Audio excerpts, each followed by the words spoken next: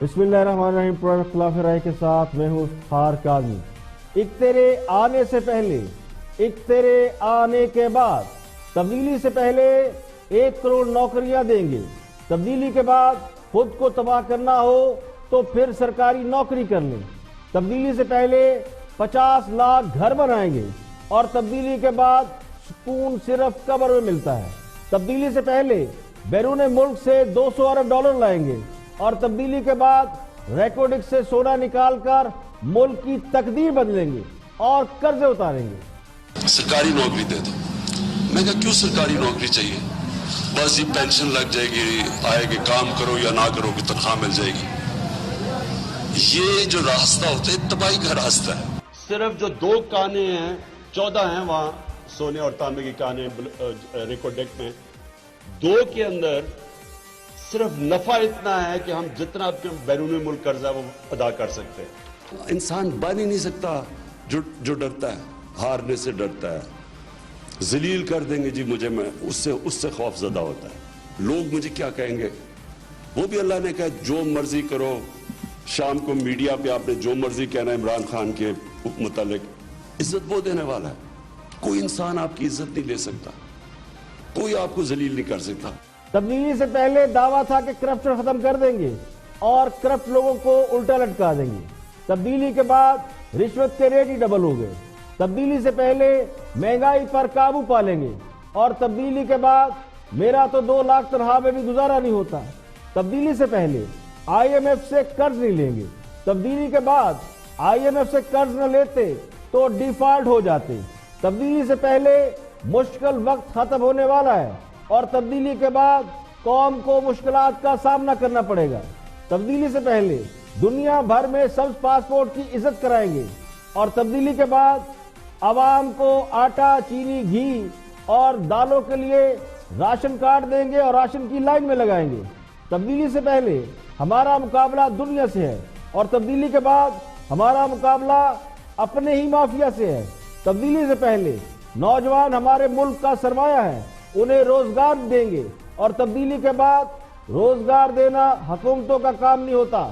تبدیلی سے پہلے حکومت نے جتنے وعدے اور دعوے کیے، آج نہ وہ دعوے پورے ہو رہے ہیں اور نہ ہی وہ وعدے کہیں نظر آ رہے ہیں. تبدیلی سے پہلے سوشل میڈیا زندہ باد اور تبدیلی کے بعد آج سوشل میڈیا کو کنٹرول کرنے کے لیے قوانین بن رہے ہیں.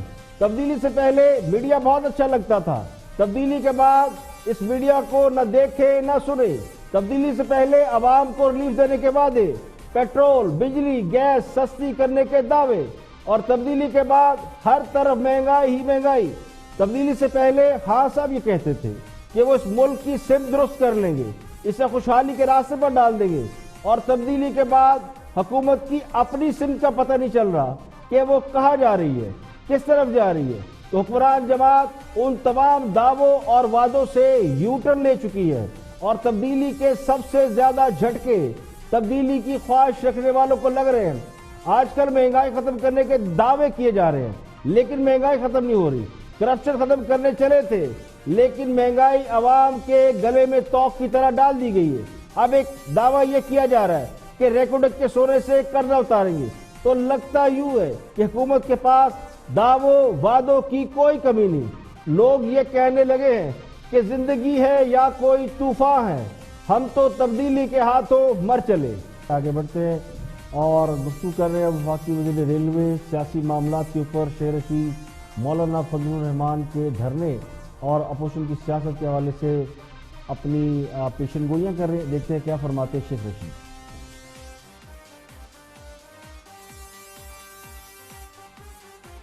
ہوا ہے جس پہ عوام بھی سوال اٹھا رہی ہے. اپوزیشن اور خاص طور پہ مولانا فضل الرحمان صاحب دوبارہ احتجاج کی باتیں کر رہے ہیں، اپوزیشن کی دوبارہ الائنس کی باتیں ہو رہی ہیں. کیا اس دفعہ آپ کو لگ رہا ہے کہ جو دوبارہ سے ایک دھرنا لانے کی بات ہو رہی ہے، عوامی پروٹیسٹ کی بات ہو رہی ہے، اس میں کوئی جان ہوگی یا ویسے ہی پہلے کی طرح یہ بھی فضل آؤٹ ہو جائے گا؟ دیکھیں، نون لیگ اور پیپلز پارٹی تو ہماری جیب کی گھڑی ہے. وہ کیا اپوزیشن کریں گی؟ ان کی کل ڈیمانڈ یہ ہے کہ مریم کو لندن بھیجو. ان کی کل ڈیمانڈ یہ ہے کہ نواز شریف کو لندن جانے دو. ان کی کل ڈیمانڈ یہ ہے کہ شہباز کو لندن ڈالے دو. وہ رعایتیں اور سہولتیں اور غیر ملکی دوروں سے علاوہ باہر نہیں نکلے ہوئے. پیپلز پارٹی بھی میڈیا کھیل رہی ہے. فضل الرحمان اس دفعہ ان کو اسلام آباد نہیں آنے دیا جائے گا. اس دفعہ اگر وہ دھرنا دینے کے لیے آئیں گے تو وہ دھر لیے جائیں گے. مجھے تو ایسی سیاسی سوچ نظر آ رہی ہے. میری کسی سے بات نہیں ہوئی لیکن میں کلیئر ہیڈڈ ہوں کہ اگر فضل الرحمان دھرنا دینے آئے تو ان کو دھر لیا جائے گا. اور یہ اب کوئی رعایت نہیں ہے کہ یہاں آ کے اسلام آباد میں آ کے وہ انتشار پھیلائیں گے. سو میری سیاسی سوچ یہ ہے کہ اس دفعہ فضل الرحمان کو وہ چھوٹ جو پچھلے دور میں ملی تھی وہ نہیں ملے گی. باقی دونوں جب سے اپوزیشن کی لیڈنگ جماعتوں نے یہ پوزیشن لی ہے کہ وہ حکومت کو کسی تحریک یا کسی غیر آئینی طریقے سے گھر نہیں بھیجیں گی بلکہ ان ہاؤس تبدیلی کی بھی کوشش نہیں کریں گی تو حکومت کے کانفیڈنس میں اضافہ ہوا ہے. شیخ رشید کا بھی کچھ حوصلہ بڑھا ہے کہ نون لیگ یا پیپلز پارٹی حکومت کو گھر بھیجنے میں انٹرسٹڈ نہیں. حالانکہ اس کی وجہ کچھ اور ہے. وجہ یہ نہیں کہ اپوزیشن کے پاس طاقت نہیں یا اسٹریٹ پاور نہیں یا اپوزیشن یہ نہیں چاہتی کہ حکومت گھر چلی جائے. اپوزیشن جماعتوں کا خیال یہ ہے کہ ہر گزرتے لمحے کے ساتھ خان صاحب کی حکومت ان پاپولر ہو رہی ہے. معیشت ہو, مہنگائی کا مسئلہ ہو, گورننس یا ڈریورنس کا مسئلہ ہو, حکومت کسی بھی معاملے میں ڈیلیور نہیں کر پا رہی اور جس کی وجہ سے حکومت کی ساکھ کو نقصان پہنچ رہا ہے. معاشی حالات اتنے خراب ہیں کہ ان حالات میں کوئی بھی سیاسی جماعت خود کو فوری طور پر متبادل قیادت کے طور پر پیش کرنے سے ہچکچا رہی ہے. لیکن مولانا فضل الرحمان وہ یہ سمجھتے ہیں کہ حکومت کو جتنا وقت دیا جائے گا حالات مزید خراب ہوں گے. سیاسی جماعتیں تو سمجھتی ہیں کہ خان صاحب کی ان پاپولر ہونا, وہ جتنے ان پاپولر ہوں گے ان کو اتنا فائدہ ہے. لیکن مولانا یہ سمجھتے ہیں کہ حکومت کو جتنا وقت دیا گیا وہ ملک کے لیے بھی نقصان دہ ہے اور لوگوں کے لیے بھی. تو مولانا کے ہم خیال لوگوں یا جماعتوں کی تعداد بہت زیادہ نہیں ہے لیکن پھر بھی اچھے خاصے لوگ ہیں. جو مولانا نے دھرنا دیا تھا وہ خاصا بڑا دھرنا تھا. تو ان حالات میں اگر مولانا حکومت گرانے نکلتے ہیں تو اس کا فائدہ مولانا کو تو پتہ نہیں ہو یا نہ ہو لیکن حکومت کو اس کا ایک فائدہ ضرور ہو سکتا ہے کیونکہ لوگوں کی توجہ مہنگائی اور معیشت جیسے حساس معاملات سے ہٹ سکتی ہے. اور اس میں حکومت کو سب سے زیادہ ضرورت اسی بات کی ہے کہ مہنگائی نے جو حکومت کے اوپر تنقید کا ایک طوفان کھولا ہوا ہے اس سے حکومت نکل جائے گی اور حکومت اگر سیاسی گرد اٹھتی ہے تو حکومت اس کا فائدہ اٹھائے گی. تو میرا تجزیہ یہ ہے کہ شیخ رشید کی یہ ٹپنی بھی غلط ہے کہ حکومت مولانا کو گرفتار کرے گی. حکومت مولانا فضل الرحمان کو کبھی گرفتار نہیں کرے گی. مولانا اگر نکلے تو وہ حکومت کی ہیلپ کریں گے. حکومت کو اپنی مظلومیت کا ڈنڈورا پیٹنے کا موقع مل سکتا ہے ورنہ اس وقت تو حکومت بند گلی میں کھڑی ہے. اب بات کرتے ہیں اکانومی کے حوالے سے. حکمران جماعت کی بڑی اہم رکن ہے ملائکہ بخاری اور ان کا بھی اکانومی کے حوالے سے خاصا انٹرسٹ اور گرپ ہے. دیکھتے ہیں کہ وہ کیا فرماتی ہے. ملائکہ بخاری سے آپ ہیں جہاں پہ آپ لوکیٹڈ ہیں وہاں عوام سے تو ملتی ہوں گی آبویسلی. تو حفیظ شیخ صاحب نے جو پکچر پیش کی ہے کیا آپ کی عوام جس کو آپ ڈیل کرتی ہیں آپ ملتی ہیں جن کی کنسٹیٹوئنسی سے آپ ہیں وہ بھی ایگری کرتے ہیں, وہ ان کو کوئی پرابلم نہیں ہے, کوئی پریشانی نہیں ہے؟ حالانکہ ہم نے پورے پاکستان میں سروس کرائے, عوام جو ہے اتنی پریشان شاید تاریخ پاکستان میں نہیں ہوئی کیونکہ پاکستان کا جی ڈی پی سے لے کے مہنگائی سے لے کے 10 سال کے ریکارڈ بریک ہوئے ہیں بدحالی کی طرف نہ کہ خوشحالی کی طرف. بیرسٹر صاحب ji thank you Kamran thank you for inviting me to your show. دیکھیں کامران, ہمیں اس بات کا اعتراف ہے کہ پاکستان تحریک انصاف کی حکومت کے اندر یہ جو عوام کے افراط زر کی مشکلات پیش آئی ہیں یہ ریل ہیں, ہم اس بات کا اعتراف کرتے ہیں. لیکن جس قسم کی گفتگو زبیر صاحب کر رہے ہیں اور جو نقشہ یہ پاکستان کی معیشت کا ان کے دور حکومت میں پیش کر رہے ہیں مجھے اس سے سخت اختلاف ہے کیونکہ یہ ان کی شارٹ ٹرم اور لمیٹڈ اکنامک پالیسی کی واضح عکاسی ہے. یہ پاکستان کے عوام کو بتا رہے ہیں کہ ہم پاکستان کے بیسٹ اکنامک معاشی سائنٹسٹ تھے, ہم نے اپنے دور حکومت میں پاکستان کی معیشت کو بہترین لیول کے اوپر لے کے گئے اور پاکستان تحریک انصاف کو ہم نے یونائٹڈ کنگڈم کی یا امریکہ یا چائنا کی اکانومی دی تھی اور ہمارے آنے کے بعد ہم نے اکانومی کو تباہ کر دیا. ایکچولی اصلیت یہ ہے کہ اپنے دور حکومت کے اندر یہ جس طرح حفیظ شیخ صاحب نے کہا, انہوں نے سمجھا کہ پاکستان کے پاس ایک ڈالر پرنٹ کرنے کی مشین ہے, روپیز پرنٹ کرنے کی نہیں ڈالر پرنٹ کرنے کی مشین ہے, وہ ہمارے پاس نہ تھی نہ ہوگی.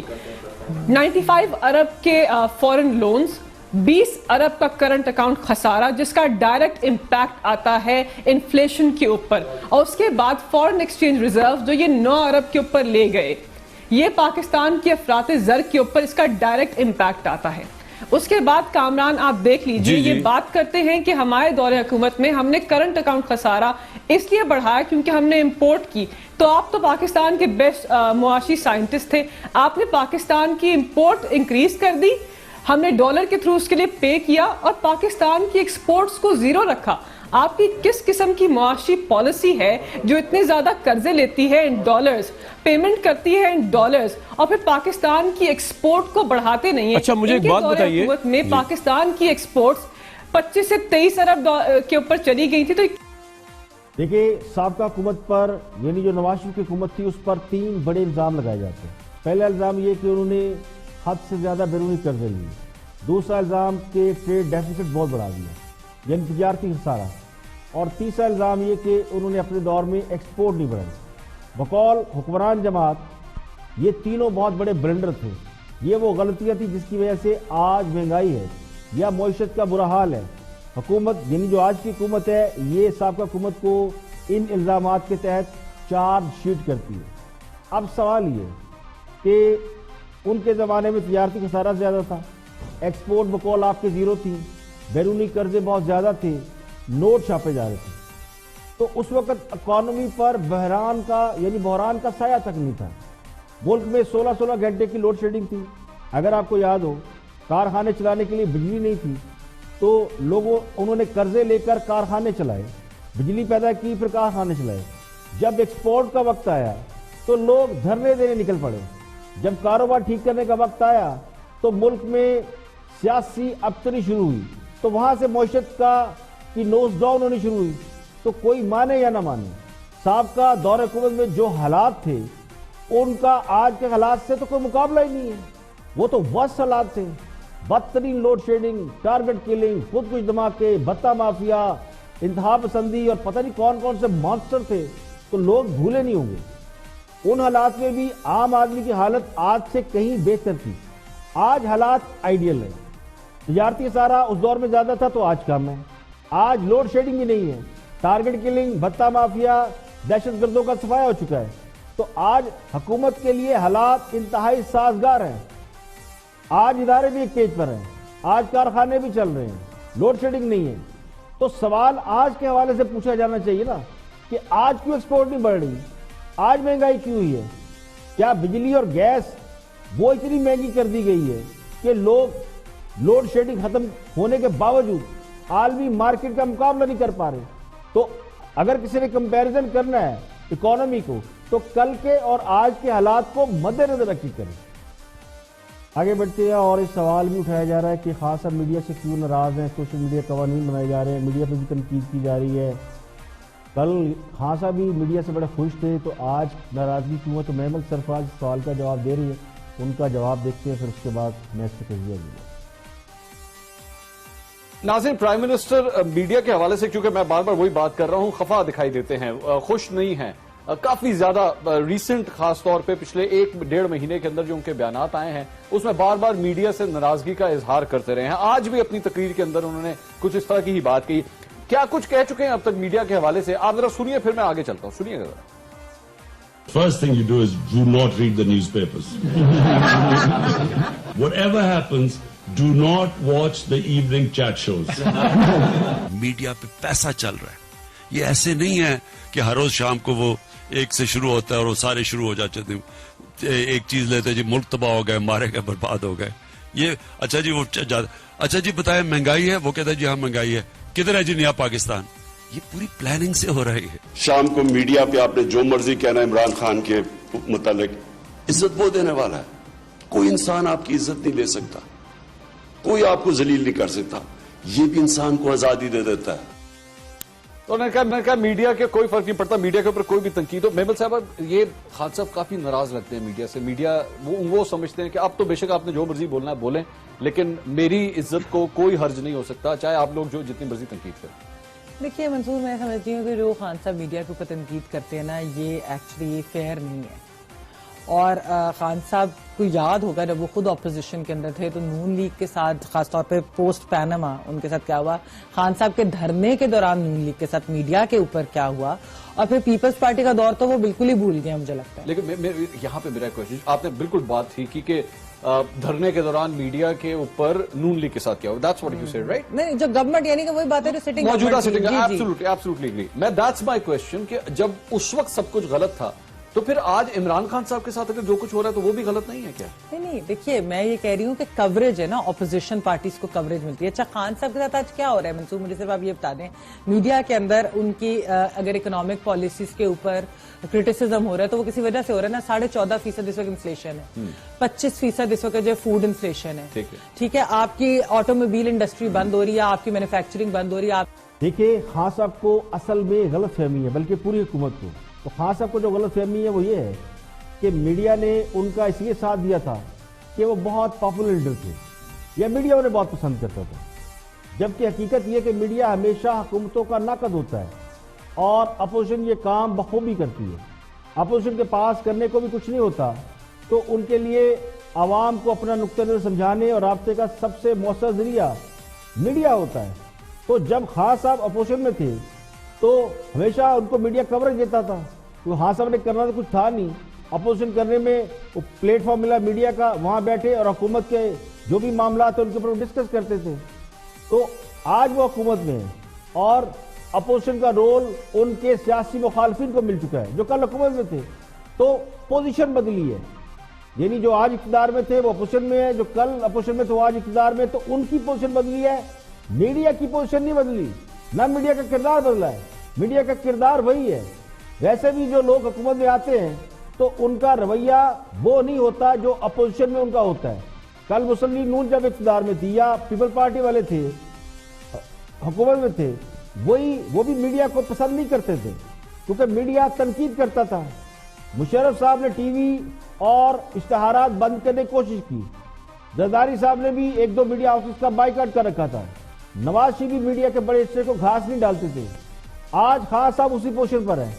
فرق صرف یہ ہے کہ آج حکومت کی اپنی کارکردگی ایسی ہے کہ تنقید کا لیول بہت زیادہ بڑھ گیا ہے. تو زرداری صاحب یا نواز شریف نے میڈیا کی تنقید کسی حد تک برداشت کی, لیکن خان صاحب کا حوصلہ نہیں پڑ رہا, وہ تنقید سننے میں دلچسپی نہیں رکھتے. یہاں پہ لیں گے ایک بریک, اور بریک کے بعد جب آئیں گے اور بھی ہم موضوعات آپ کے ساتھ شیئر کریں گے. ہمارے ساتھ ہوئیں گے. ویلکم بیک, آپ دیکھ رہے ہیں پروگرام اختلاف رائے اور میں ہوں افتخار کاظمی. بریک کے بعد حاضر خدمت ہے. صدر مملکت عارف علوی نے ندیم ملک کو ایک خصوصی انٹرویو دیا اور مہنگائی سمیت تمام معاملات پہ بات کی, میڈیا کے کردار پر بھی گفتگو کی. تو ان کی گفتگو کا ایک آخری حصہ آپ کو دکھاتے ہیں, واچ دس. ایک لاسٹ کوسچن پوچھ لوں, آپ کے تجزیے میں کیا حکومت سنبھل جائے گی جس سے صورتحال سے گزر؟ آئی ایم 100% شور سنبھل جائے گی, مگر ایٹ دا سیم ٹائم میں بھی آپ سے لاسٹ درخواست کر رہا ہوں کہ بھائی جو اچھے کام قوم کو اٹھانا بھی آپ لوگوں نے بھی تو اٹھانا ہے نا. مگر آپ اگر صرف یہ محسوس کریں, آپ نہیں, ذاتی طور پر آپ سے نہیں کہہ رہا, مگر میڈیا اگر صرف یہ محسوس کرے کہ اس کو اخبار ہی بیچنا ہے, چاہے اخبار میں کچھ بھی ہو, تو یہ میں چاہتا ہوں کہ میڈیا کو اس طرف لاؤں کہ نیشن بلڈنگ میں میڈیا, حکومت, پارلیمنٹ, قوم یہ سب مل کر کردار ادا کریں تو یہ قوم اٹھے گی اور تیار ہے, ٹپنگ پوائنٹ پر ہے. میں نے جو 10 کتابوں کا آپ سے ذکر کیا کہ جو 2019 کی میں نے پڑھی ہوئی, اس میں ایک آخری کتاب ہے دا ٹپنگ پوائنٹ, اور میں سمجھتا ہوں کہ ملک اس وقت ٹپنگ پوائنٹ پر ہے. صرف اس کرائسس سے نکل جائیں تو پھر دے ول شوٹ.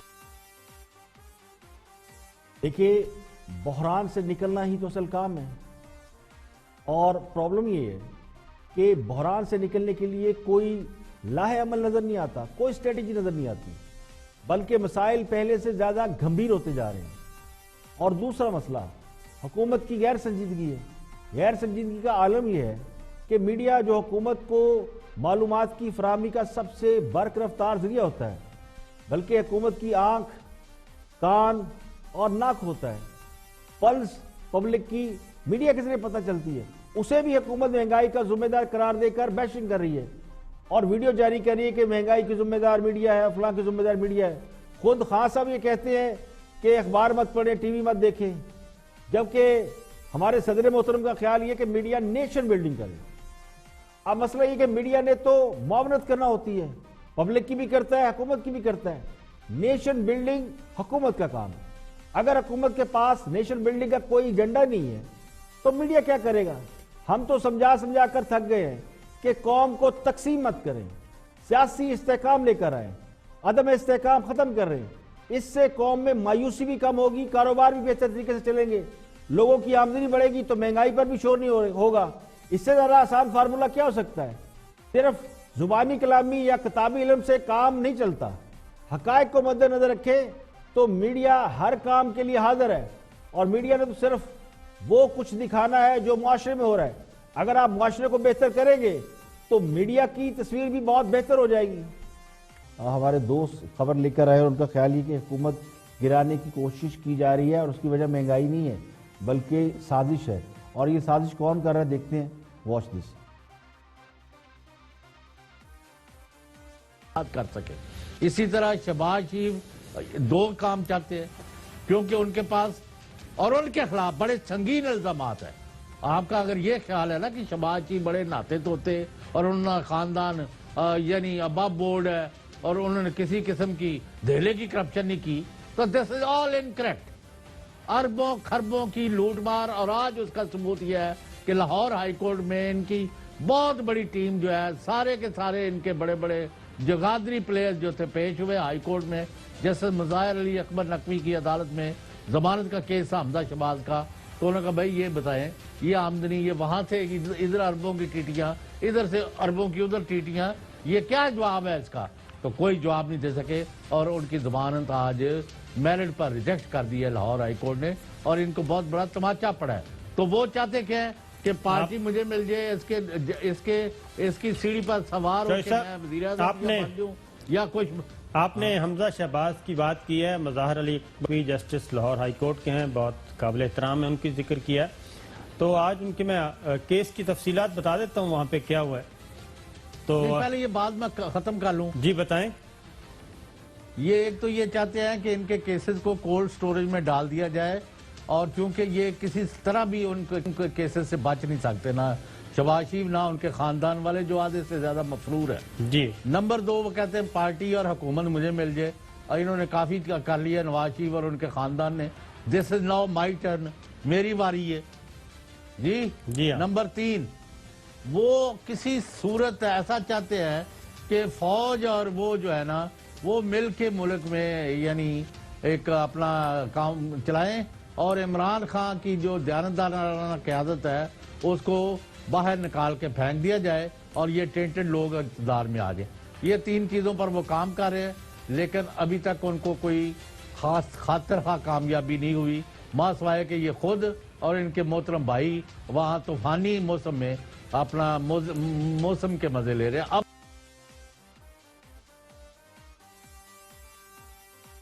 دیکھیے، شہباز شریف پر یہ الزام لگایا جا رہا ہے، ان کے حوالے سے یہ تھیوری دی جا رہی ہے کہ وہ فوج سے مل کر عمران خان کو حکومت سے باہر نکالنا چاہتے ہیں. تو پہلی بات یہ کہ یہ الزام ایک بار پھر شہباز شریف سے زیادہ ادارے کی ساکھ پر لگانے کی کوشش کی گئی ہے. اس کے ساتھ سوال یہ بھی ہے کہ اگر خان صاحب یہ کام کر سکتے ہیں تو شہباز شریف کیوں نہیں کر سکتے؟ خان صاحب ان کی جماعت کے لوگ تو یہ کھلے عام کہتے ہیں کہ انہیں مقتدر حلقے آگے لے کر آئے تھے. خان صاحب مقتدر حلقوں کے ہارٹ فیورٹ تھے، چوائس تھے. تو پھر اگر اب چوائس بدل گئی ہے اور یہی کام اگر شہباز شریف کرتے ہیں تو اس میں کیا غلط ہے؟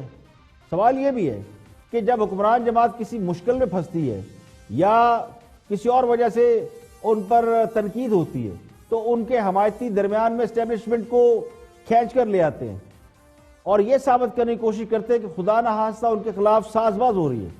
تو میرا گمان یہ ہے کہ چونکہ انہیں علم ہے کہ حکومت میں آنے کے لیے کون کون سے طریقے استعمال کیے جا سکتے ہیں، اور چونکہ خود وہ یہ طریقے استعمال کر چکے ہوں تو انہیں اس بات کا ڈر تو رہے گا کہ جو فارمولہ انہوں نے استعمال کیا وہ ان کے خلاف بھی استعمال ہو جائے گا.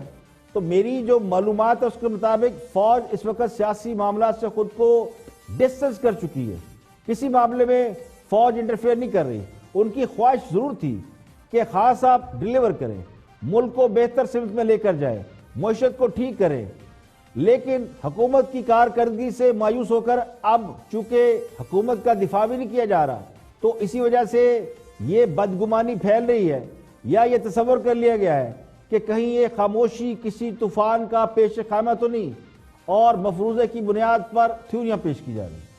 اور قومی اسمبلی میں مہنگائی پر بحث ہو رہی ہے۔ مشیر خزانہ حفیظ سعید نے آج قومی اسمبلی میں خطاب کیا اور انہوں نے کچھ ایسی اہم باتیں کی جن پر بات کرنا ضروری ہے۔ دیکھتے ہیں کہ حفیظ شیخ صاحب نے آج قومی اسمبلی میں اپنے ابتدائیے میں جو بات کی وہ کتنی اہمیت کی حامل ہے۔ ویسے تو الزام لگاتے رہتے ہیں اپوزیشن حکومت پہ، حکومت اپوزیشن پہ الزام لگاتی ہے، لیکن کچھ فیکٹس بھی ہیں۔ تو جو مشیر خزانہ نے فیکٹس بیان کیے ذرا ان پہ بات کرتے ہیں۔ چیز پاکستان کے بارے میں یہاں پیش کرنا چاہتا ہوں۔ سب سے ایک بڑا جو فیکٹ ہے پاکستان کی ہسٹری کا وہ یہ ہے کہ 72 سال میں اس ملک کا ایک بھی وزیر اعظم اپنا سنگل ٹرم مکمل نہیں کر سکا۔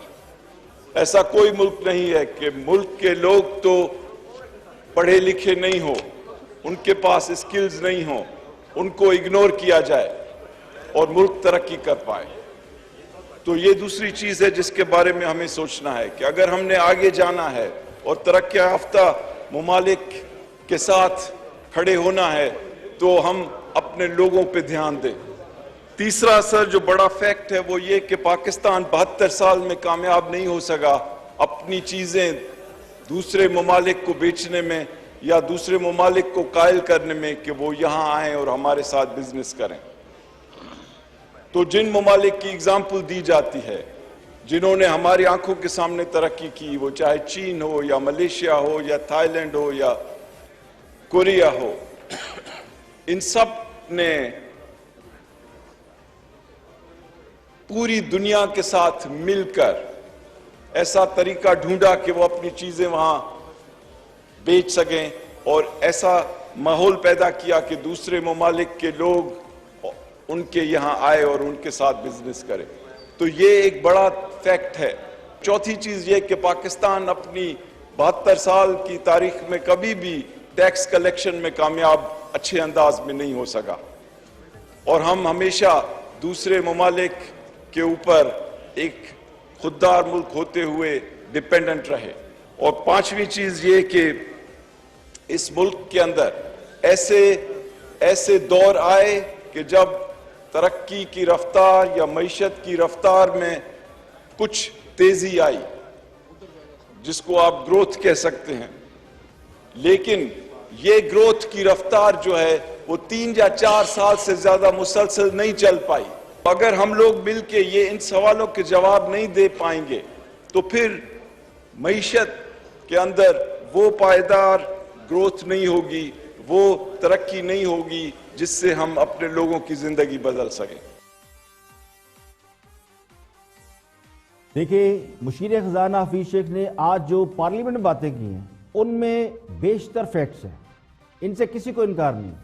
اور یہ بات پہلے دن سے ہم کہتے آئے ہیں کہ حکومتوں کو استحکام ملنا چاہیے، جمہوری حکومتوں کا تسلسل رہنا چاہیے۔ حکمران جماعت بدقسمتی سے آج جو شکوہ کر رہی ہے وہ کام خود بھی وہ نواز شریف دور میں کر چکے ہیں۔ جب چینی صدر پاکستان آنے والے تھے تو خان صاحب دھرنا دے کر بیٹھ گئے تھے، پیپل پارٹی کے دور حکومت میں نواز شریف ان کی حکومت گرانے چل پڑے تھے۔ تو یہ تو حقیقت ہے کہ حکومتوں میں تسلسل نہ ہونے کی وجہ سے یا سیاسی عدم استحکام کی وجہ سے ترقی نہیں ہو سکتی یا نہیں ہو سکی۔ تو خان صاحب کو اقتدار میں آنے کے بعد صرف ایک کام کر رہا تھا۔ خان صاحب کو جب اقتدار ملا تو اس سے پیچھے 10 سال جمہوری حکومتوں کا تسلسل تھا، بہت سے کام ہو چکے تھے۔ تو خان صاحب کو تو ایک جمی جماعی حکومت ملی تھی، انہیں یہ کام کرنا تھا کہ وہ پہلے معیشت کو ٹھیک کرتے، کاروبار کے فروغ کے لیے اقدامات کرتے، پاکستان میں سرمایہ کاری کے لوگوں کو اٹریکٹ کرتے، ماحول ٹھیک کرتے، اور جو وہ نعرے لگاتے تھے کہ ہمارا ٹورزم بڑی ہے، ہمارے یہاں فلاں چیز بڑی ہے، ہمارا یہ شعبہ بڑا کمال ہے، تو جو شعبے ان کے نزدیک کمال تھے ان سے کم از کم اپنے ذرائع آمدن بڑھاتے، اس کو بہتر کرتے تو حالات اتنے خراب نہ ہوتے۔ اور یہ جو ڈالر کہا جاتا ہے جی کہ ڈالر نے سب کچھ تباہ کیا، تو شاہد خان عباسی کے دور حکومت میں ایکسچینج ریٹ ٹھیک ہو چکا تھا، ڈالر 120 کے اوپر تھا، لیکن خان صاحب نے جو آتے ہی کمال کیا وہ بھیڑوں کے چھٹے میں ہاتھ ڈالا، اپوزیشن کے ساتھ میچ ڈال کر بیٹھ گئے اور کرپشن احتساب کے نام پر اتنا شور مچایا کہ سب کچھ ملیا میٹ ہو گیا اور سونے کی چڑیا اڑ گئی. تو آج جب معیشت خراب ہوئی ہے اور آج حالات اتنے خراب ہوئے ہیں, اس میں آپ اپوزیشن کو جتنا مرضی قصوروار قرار دے دیں, لیکن جو آپ نے انوائرمنٹ دینا تھا, آپ کا کام قرضے اتارنا یا باقی چیزیں الگ بات ہے, لیکن جو حکومت انوائرمنٹ دے سکتی تھی تاکہ معیشت خراب نہ ہوتی, معیشت اگر ڈکلائن پہ تھی تو سٹیبل ہو جاتی, اور اگر سٹیبل تھی تو اوپر جاتی, لیکن جو آتے ہی آپ نے کام کیا کہ خراب معیشت, خراب معاشی حالات میں آپ نے پولیٹیکل انسٹیبلٹی پیدا کی, جس کی وجہ سے جو نقصان 2 روپے کا ہونا تھا وہ 200 روپے کا ہو گیا. یہاں پہ لیں گے ایک بریک, اور بریک کے بعد جب واپس آئیں گے تو اور بھی ہم موضوعات آپ کے ساتھ شیئر کریں گے. ہمارے ساتھ ہوئی ہے. Welcome back. آپ دیکھ رہے ہیں پروگرام اختلاف رائے اور میں ہوں افتخار کاظمی. بریک کے بعد حاضر خدمت ہے, تجزیہ نگار ہے ارشاد بھٹی اور حکومت کے بڑے زبردست مدعا ہے خان صاحب کے. دیکھتے ہیں کہ آج کاشف عباسی کے ساتھ کس بات پہ وہ سینگ پھنسائے بیٹھے ہیں. واچ ارشاد بھٹی. یہ نہیں بتایا 28 بکرے جو صدقے کے دیے تھے وہ اومنی گروپ یا جعلی اکاؤنٹ سے کیوں دیے گئے تھے. یہ کوئی گورننس پہ بات نہ کرو. کوئی اچھا ایک بات کہ نوٹس آ گیا تو کیا ہو گیا, اتنے ہی یہ بالا تارے. نوٹس آ گیا جی, خاص موقع پہ نوٹس آ گیا. کیوں آ گیا بھائی؟ خاص موقع پہ آ گیا, نوٹس آنا چاہیے. آپ اس کا مطلب ہے نوٹس سے ڈر کے آپ اپنی ساری مہم ختم کر دیں گے؟ نوٹس سے ڈر کے آپ اپنی ساری جمہوریت کے لیے جدوجہد ختم کر دیں گے؟ لیکن اس کا فلپ سائیڈ یہ بھی ہے نا کہ اگر آپ مہم نہیں چلائیں گے تو نوٹس بھی نہیں آئے گا. نہیں, وہ تو یہی کہہ رہے ہیں بھائی جان. آپ یہ کب سے چل رہے ہیں؟ 25 والیومز نوٹسوں پہ آئے ہیں. جب خاموش ہوئے ہیں, انہوں نے حمایتیں کی ہیں اسمبلیوں میں, تو ضمانتیں بھی ہو گئی ہیں اور نوٹس بھی نہیں آ رہے. بھائی جان یہ تو یہ بتائیں نا, نہیں میری ایک بات سنیں, یہ ضمانتیں ہو گئی ہیں تو ٹھیک ہوئی ہیں, نہیں ہونی چاہیے. کیوں نہیں؟ میں تو اس حق میں ہوں کہ بھائی جب 25 والیومز موجود ہیں, جب ابھی فزیکل ریمانڈ پہ ہوتے ہیں, پروڈکشن آرڈر ہو جاتے ہیں, فزیکل ریمانڈ پہ ضمانتیں ہو جاتی. جی کتنا عرصہ کیا مطلب اندر رہنے سے کتنا عرصہ ایک بندے اندر رہنا؟ سر میں کہہ رہا ہوں کہ یا تو ساری عمر اندر فیصلہ ہوئے نہ سر آپ بتائیں مجھے ایک سمپل سی بات بتائیں کہ کچھ نہیں کیا کسی نے. یار یہ کیا آرگومنٹ ہے آپ کا؟ ضمانت سے آپ سیدھا کچھ نہیں کیا. میں کہتا ہوں سارے چور ہیں, وہ ثابت تو اسٹیٹ نے کرنا ہے. تو آپ چور, اسی لیے تو کہہ رہے ہیں وہ پروسیس ٹھیک کریں جس سے ثابت ہو. بھائی جان کس نے کرنا ہے؟ اسٹیٹ نے. ہاں تو کیوں نہیں کر رہی؟ وہ میں تو پوچھ رہے ہیں نا گلو. ہاں تو اب دیکھیں نا, اس کا بھی یہ ڈال دیں, اس سارا جو غلطی کا ڈال دیں کہ کسی کو پوچھے ہی کچھ نہ. نہیں آپ کسی کو سوال ہی کوئی نہ. الزام کوئی لگائے بھٹی صاحب, آپ نے الزام لگائے کوئی کہ جناب آپ کی یہ گاڑی کہاں سے آئی, آپ کے گھر کہاں سے ہے, اور آپ کو اٹھا کے اندر ڈال دے اور 6 مہینے سال بھول جان کے یار اندر رہنا چاہیے. کیوں؟ کیونکہ جواب نہیں دے رہا سب. نہیں سر, یہ اساسوں کا الزام نہیں ہے. جو نواز شریف صاحب کے ساتھ ہوا, آپ کا کیس چلے, اگر آپ کے پاس جواب ہے تو ٹھیک ہے, نہیں ہے کیس تو سیدھا 10 سال اندر 14 سال اندر گال ختم. سر یہ دیکھیں نا, یہ کس اس سسٹم میں, اس قانون میں, اس ساروں میں یہ پاسبل ہے؟ ہمارے یہاں بااختیار آدمی, بڑا آدمی, صاحب حیثیت آدمی پکڑا جا سکتا ہے, ہم پکڑ سکتے ہیں. یہ نظام ہے اس قابل نہیں ہے تو پھر اندر ڈال دیں. نہیں نکل جائیں. نواز صاحب بیٹھے ہوئے ہیں سارے, ایک کراچی میں بیٹھے ہوئے ہیں, دوسرے لندن میں بیٹھے کہہ رہے ہیں چند صاحب نظام ٹھیک نہیں کریں گے. سر کیوں کریں گے؟ یہ کیوں کریں گے؟ کیونکہ سارے سٹیک ہولڈر ہیں, سارے ملے ہوئے ہیں. نہیں 80% لوگ سارے طریقے انصاف. عمران خان صاحب پنجابی کی ایک مثال ہے, چور نہ لوں پنڈ کالی یا مدعی سست گواہ چست. حکومت کے حمایتی تجزیہ نگار اس بات پر تل ملا رہے ہیں کہ جن لیڈروں کی ان سے دن رات قوالی کرائی گئی, انہیں بیانیے کے زور پر چور اور کرپٹ ثابت کروایا گیا, ان کی ضمانتیں کیوں ہو رہی ہیں؟ انہیں تو جیل میں ہونا چاہیے. اگر سزائیں نہیں ہوتی تو کہتے ہیں حکومت ان سے مل گئی ہے, سارے سٹیک ہولڈر ہیں, طاقتور کو سزا نہیں ہوتی. یعنی عقل کے اندھوں کو آج تک یہ بات سمجھ میں نہیں آئی کہ وہ استعمال ہو گئے ہیں. ان سے کس طرح سیاسی مخالفین کی کردار کشی کرائی گئی ہے, اور وہ آج بھی سمجھ رہے ہیں کہ جن کے بارے میں وہ کہتے تھے کہ کرپٹ ہے, چور ہے, وہ واقعی چور اور کرپٹ ہے. حقیقت یہ ہے کہ عدالتوں میں جرم ثابت نہیں ہو رہے, حکومت کے پاس الزامات کی فہرست ہے لیکن ثبوت کوئی نہیں, اور کہا یہ جا رہا چونکہ وہ بہت زیادہ طاقتور ہیں تو انہیں سزا نہیں دی جا سکتی. اب یہاں سوچنے کی بات یہ ہے کہ وہ کتنے طاقتور لوگ تھے جنہیں کان سے پکڑ کر حکومت سے نکال باہر کیا گیا. اگر طاقتور ہوتے تو پھر انہیں حکومت سے نکالا کیسے جاتا, اور وہ مہینوں عدالتوں کے چکر کیسے کاٹتے, جنہیں نیب نے مہینوں حراست میں رکھا, جیلوں میں ڈال دیا گیا, جنہیں حکومت سے نکال باہر کیا گیا, خواہ وہ اس ملک کا صدر رہا ہو, वजीर आजम रहा हो, मिनिस्टर रहा हो, अगर ये सब लोग ताकतवर होते तो इस बुरी तरह उनकी रिसवाई क्यों होती? अब अगर अदालतों में उनके खिलाफ जो इल्जामात हैं उसके सबूत ही नहीं है, वो इल्जामात ही दुरुस्त नहीं है, तो फिर ये अदलिया पर सवाल क्यों? ये क्यों नहीं सोच रहे कि आपने अब तक जितनी बैशिंग की, जितनी आपने किरदार कुशी की, कहीं हकायक उससे मुख्तलिफ तो नहीं जो आपके नजदीक हकायक थे? अब बात करते हैं महंगाई और रुपए की कीमत के हवाले से। हमाद गुफ्तगू कर रहे हैं नया पाकिस्तान में, और इतलात ये कि इक़्तिसादी राब्ता कमेटी ने फौरी तौर पर चीनी की बरामद पर पाबंदी आयद कर दी है, और ये पाबंदी चीनी की बढ़ती कीमत पर कंट्रोल करने के लिए आयद की गई है। लेकिन हमाद अजहर जो कि मुशीर ख़जाना भी हैं, मुशीर ख़जाना नहीं बल्कि फाइनेंस एडवाइज़र हैं हुकूमत के साथ, नया पाकिस्तान में गुफ्तगू कर रहे हैं। देखते हैं कि वो क्या फरमाते हैं। जब IMF आया है, आप लोग तो ये तनकीद करते रहे पिछली हुकूमत पे कि इन्होंने 20 अरब डॉलर इंटरबैंक में इंजेक्ट किया है डॉलर को मेंटेन रखने के लिए, रुपए को मेंटेन रखने के लिए। लेकिन आपकी जब हुकूमत आई तो अक्टूबर से लेके अप्रैल तक, अक्टूबर 2018 से लेके अप्रैल 2019 तक जब वजीर खजाना असद उमर साहब थे, उस 7 माह में 4.5 अरब डॉलर आप लोगों ने पंप इन किया इंटरबैंक मार्केट में, और उसके बावजूद आप लोग करेंसी को मेंटेन नहीं रख सके। तो जो तनकीद आप करते थे इसहाक डार साहब पे कि उन्होंने 20 अरब डॉलर उनकी हुकूमत ने इंजेक्ट किया है, 4.5 अरब डॉलर आपने सिर्फ 7 माह में इंजेक्ट किया इंटरबैंक मार्केट में। पहली बात तो यह है कि 20 अरब डॉलर ही उन्होंने इंजेक्ट किया, नून लीग की हुकूमत ने इससे कहीं ज्यादा इंजेक्ट किया।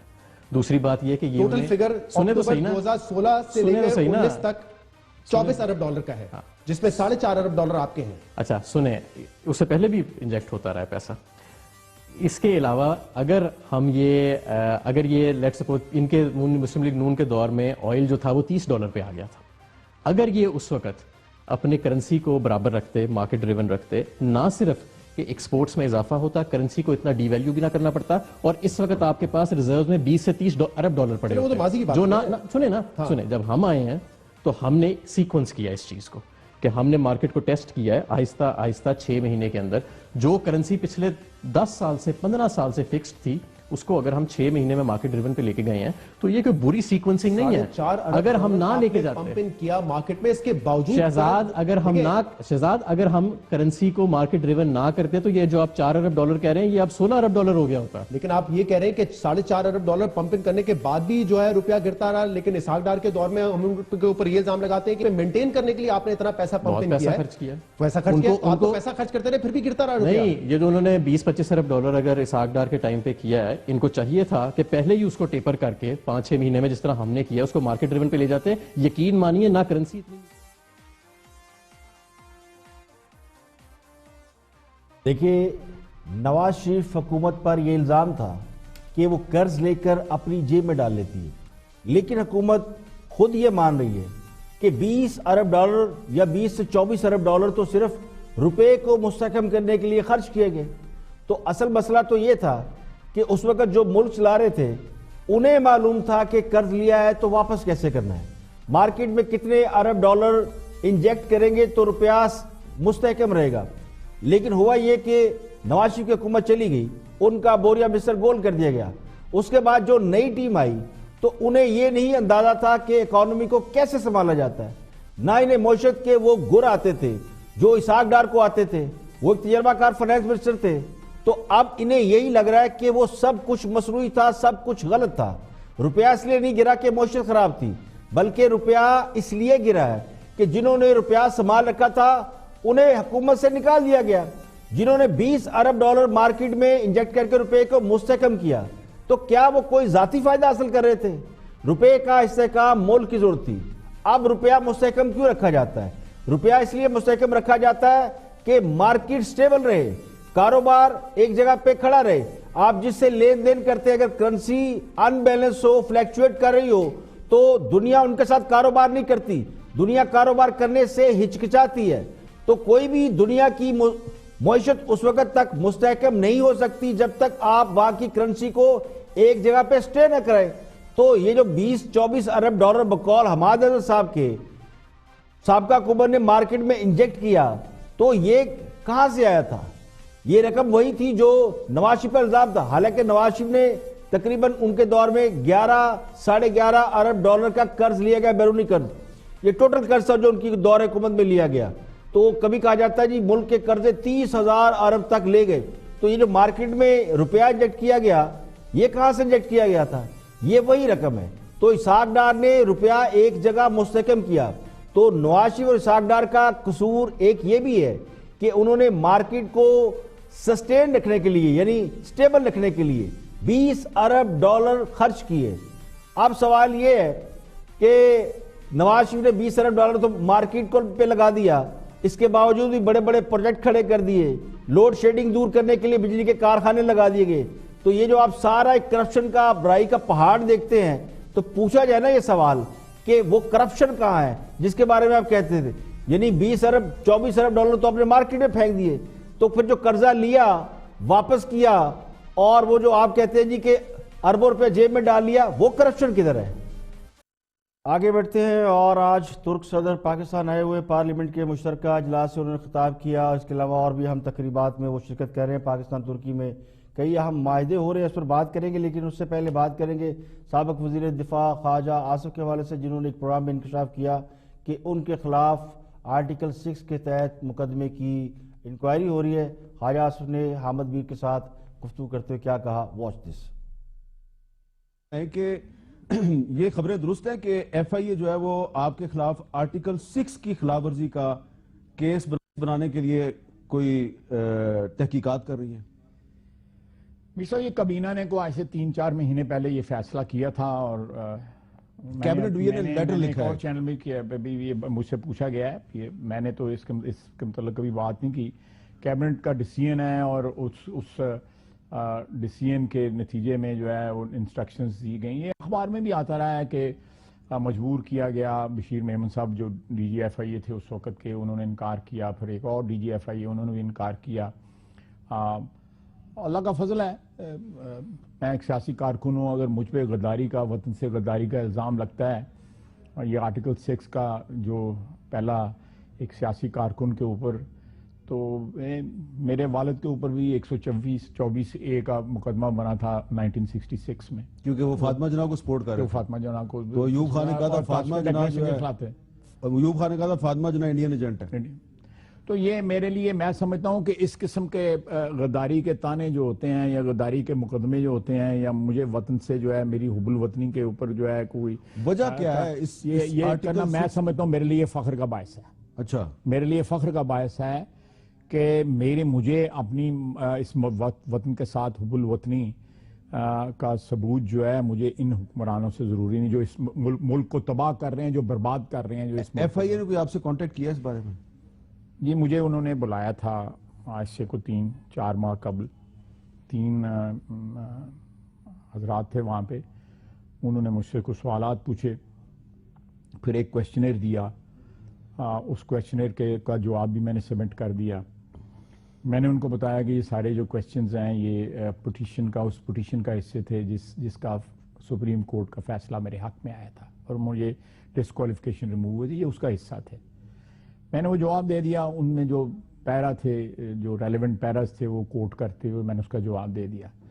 उसके बाद वक्तन फ़क्तन जो है कोई ना कोई उनसे इंक्वायरी आ जाती है और मैं बिल्कुल सबमिट करता हूँ।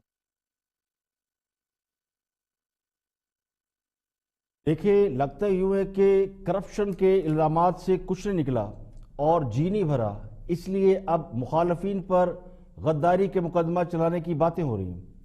FIA ख्वाजा आसिफ के खिलाफ तहकीकात कर रही है और खुद आज इमरान खान साहब ने मौलाना फजलुर रहमान के खिलाफ आर्टिकल 6 के तहत गद्दारी का मुकदमा चलाने की ख्वाहिश जाहिर की। ख्वाजा आसिफ के बारे में तो ये गुमान था कि वो बहुत पहले गिरफ्तार हो चुके होते, लेकिन उस वक्त जो DG FIA थे बशीर मेमन, उन्होंने हुकूमती दबाव कबूल करने से इनकार कर दिया।